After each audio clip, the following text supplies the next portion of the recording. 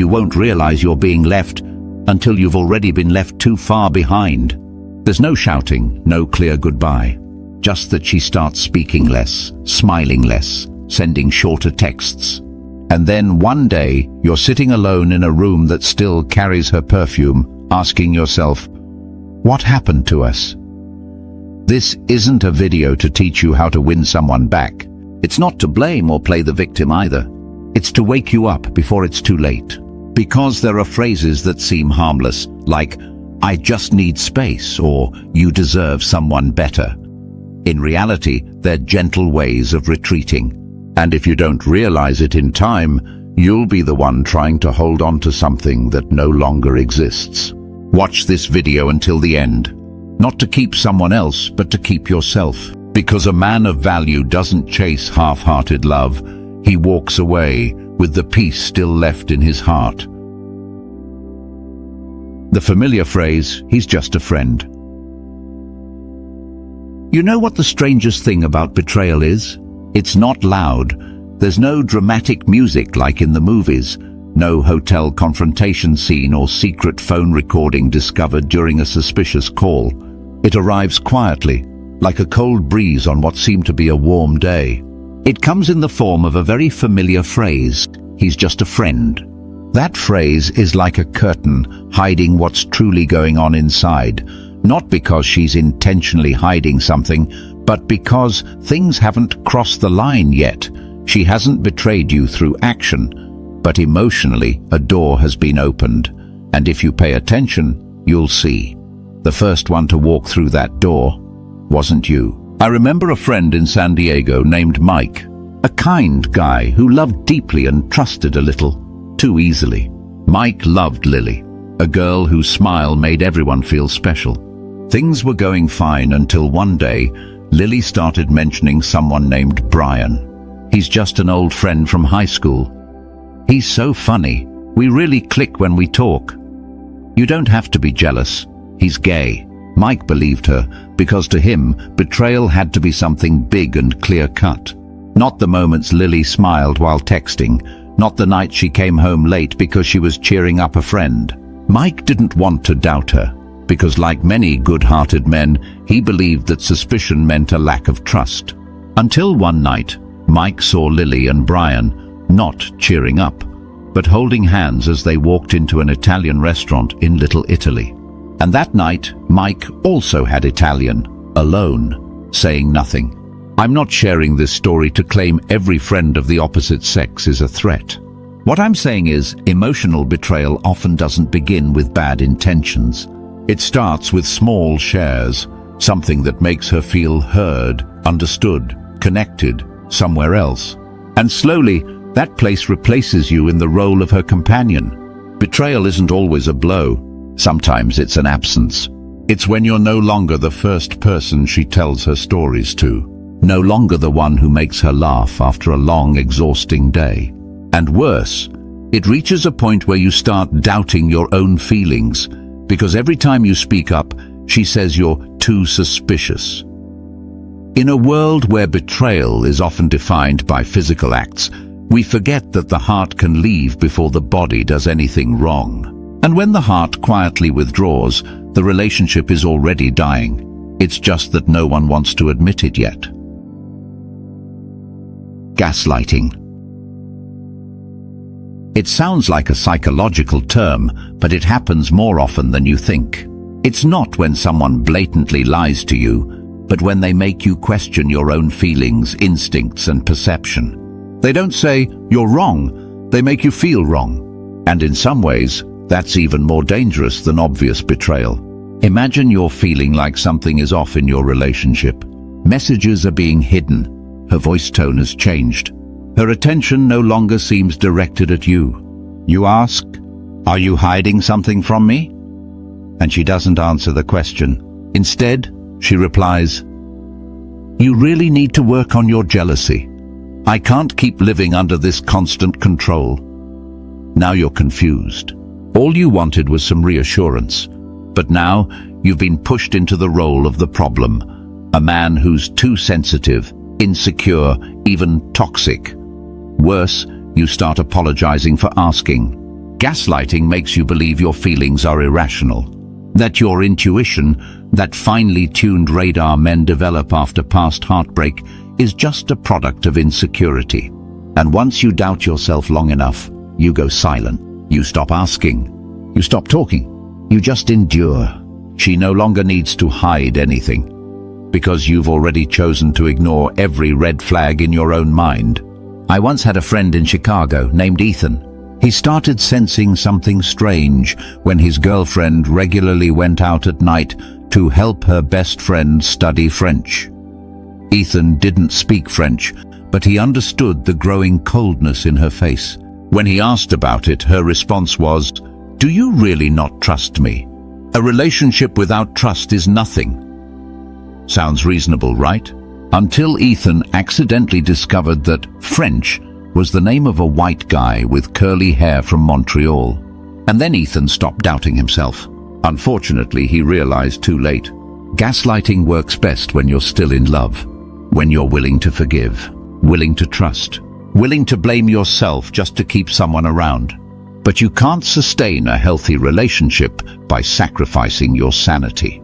If you ever find yourself apologizing for feeling hurt, you don't need to change your emotions. You need to change your situation. Because in the right relationship, your feelings are heard, not dismissed. Your instincts are respected, not mocked. And you never have to say, "I'm sorry for feeling that way." Because someone who truly loves you will never make you doubt your own heart. The gentle line, "I need space." The phrase "I need space" sounds rather civilized.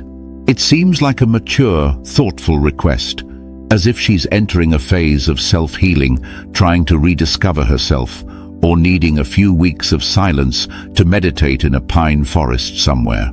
But in many cases, the truth is, space isn't about finding herself. It's about seeing whether someone else can replace you. I have a friend named Jason in Austin. He's not the overly romantic type, but he's incredibly kind. One evening, his girlfriend said something that seemed harmless. "I think we should have a little space." Out of respect, Jason nodded in agreement. No calls, no texts, no questioning. He thought, that's what she needs.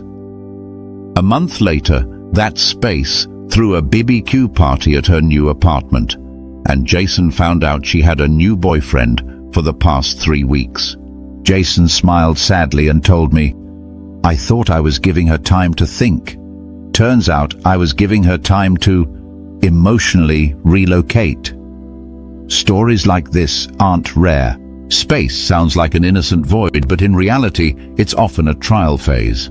A test to see whether life without you feels more exciting.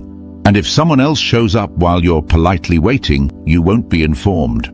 You'll only realize it when you've already been replaced. One major mistake many men make is thinking that giving their partner space is an act of kindness. And yes, if the love between you two is still healthy, it can genuinely be helpful. But if those words come after a series of coldness, indifference, and disconnection, then space isn't a tool for healing. It's the beginning of retreat. When someone truly loves you, they don't want distance. They want closeness. They want to work things out. They want to overcome hardships together. Someone who loves you doesn't seek space. They seek understanding. But when a person says, "I need space," while simultaneously shutting down emotionally, avoiding conversations, and gradually disappearing from your life, that space isn't for you. It's a stage being set for someone else to step onto. The lesson here is you are not obligated to guide someone through their confusion. You're not an emotional coach. If she's stepping back, you don't need to step forward. A man of value knows when someone needs space, you can give them the entire world. But never lose yourself in the emptiness they leave behind. The legendary line, "You deserve someone better." At first, it sounds like a compliment, a breakup delivered with grace and nobility. But in reality, it's one of the most subtle ways to withdraw without having to take responsibility for the pain being left behind. It's like placing a bouquet on a grave before walking away. Beautiful, yes, but in the end, you still walk away. The woman who says this isn't necessarily heartless. On the contrary, she may have thought about it for a long time, agonized over it, not wanting to hurt you directly. And to avoid being seen as the bad one, she hides behind a curtain of emotional respect. You're too good. I don't deserve you. You need someone who appreciates you more than I do. I just think we're not right for each other. You deserve better. Sound familiar? Because it's designed so you can't get angry. You can't argue. And sometimes you can't even keep your remaining self-respect. But a mature man won't get stuck in that emotional trap. He doesn't beg. He doesn't plead. He doesn't write long Facebook posts mourning lost love. He understands that when someone says, "You deserve better," what they're really saying is, "I no longer want to continue, but I want you to be the one to close the door." I once witnessed a friend in Denver get dumped with that exact line. In that moment, I thought he'd break. They'd been together for 3 years, co-parented a dog, and had plans to buy a house. But he just sat there, looked at her for a long time, and said, "Thank you for being honest. I'll go." He didn't ask why, didn't say, "Give me another chance," didn't send late-night texts. The next day, he packed his things, didn't cry, didn't complain. He told me, "If she no longer sees me in her future, holding on will only hurt us both. And I won't beg for a love past its expiration date." Maybe the most beautiful thing about a man of value isn't how he loves, but how he lets go, quietly, without playing the victim, without making himself pitiable to be loved one last time. Because he knows, sometimes, walking out the door like you just got promoted isn't just a way to leave. It's the first step toward becoming a better version of yourself. And that is what he truly deserves. No one else needs to say it. Final words.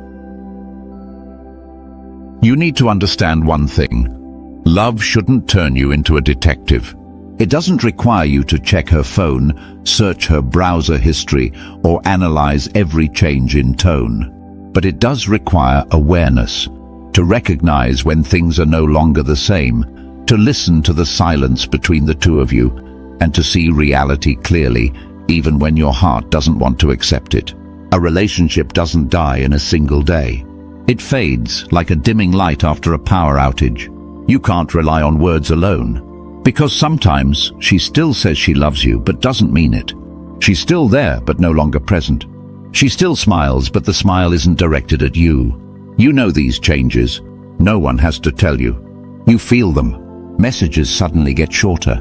Her questions about your day start to disappear.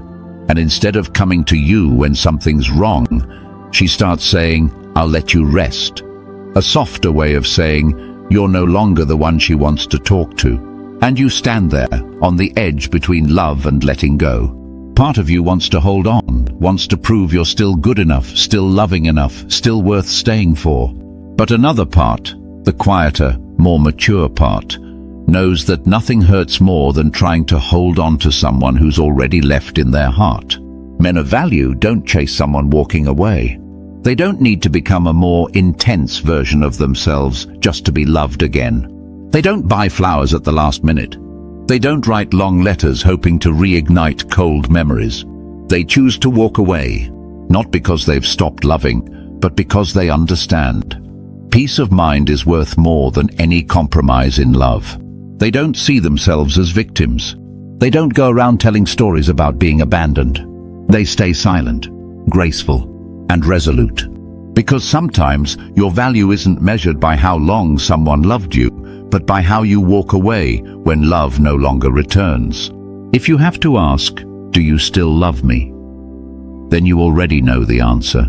And if you have to fight to be kept, then it's no longer love. It's pity, it's habit, or it's politeness disguised as emotion. And you, a man of value, deserve a love that doesn't need guessing, doesn't need chasing, and doesn't need to be asked for. Closing. True love never makes you doubt yourself. It doesn't silence you when your heart is screaming. And it doesn't make you feel too sensitive just because you care. If she's chosen to walk away, let her go. No resentment, no drama, and most importantly, no lowering your worth just to be kept. Because a man of value doesn't ask, "How do I make her love me again?" He asks, "How do I love myself, even after she's gone?" Thank you for watching until the end. If this touched a part of you, share it. Maybe it'll save someone else from losing themselves to a love that's already gone. And if you want to continue the journey toward becoming a stronger, more grounded, and peaceful version of yourself, subscribe to this channel, because the journey has only just begun.